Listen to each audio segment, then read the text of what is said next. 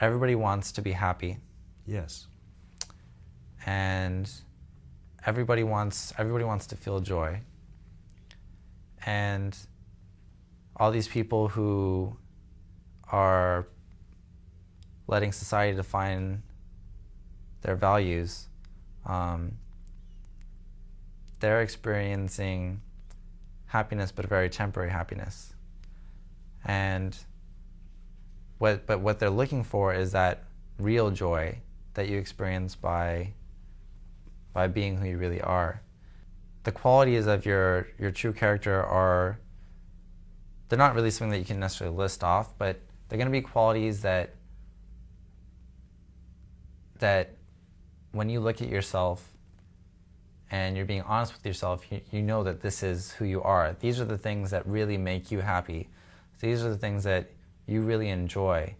And when you let other people know that, and you let other people see that, and they see you for who you really are, and they're able to appreciate you, then that's when you really feel alive, when you really feel like you're you, like you're a person. Growing up, I was a very kind of closed-minded person, more or less, pretty conservative.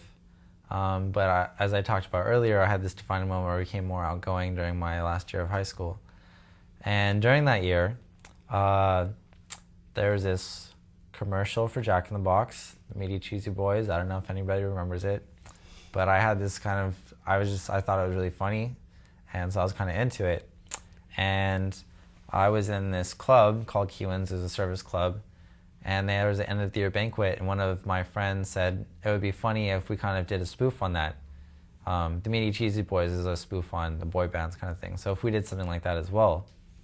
And so me and 3 other of my friends, we decided to go ahead and try it out, and we ended up copying a stage performance from one of the boy bands, and instead of just making fun of it, we kind of took it seriously. We really got into it, and we practiced a lot for it, and it was a lot of fun. And I realized that I actually really enjoy dancing. When I came to college, I took a swing dancing class, and that became the highlight of my week. I did this fundraiser called Dance Marathon, where we raised money for AIDS research, and you dance for 26 hours, and all these different things. And so, I'm growing up my whole life as this kind of like very conservative person. All of a sudden, I realized that I love dancing, which is, especially being a boy and during high school and stuff, isn't something that you can so easily admit to other guys. It's not like, oh, I like dancing. It's not like football. It's not something that most guys necessarily like. And so in telling people that I like dancing, it's something that I really have to, that I feel is a part of who I am. And so here I am kind of putting myself on the line. But it's because I feel that I'm confident because it's part of who I am. And I want to be open about it so that people know who I am.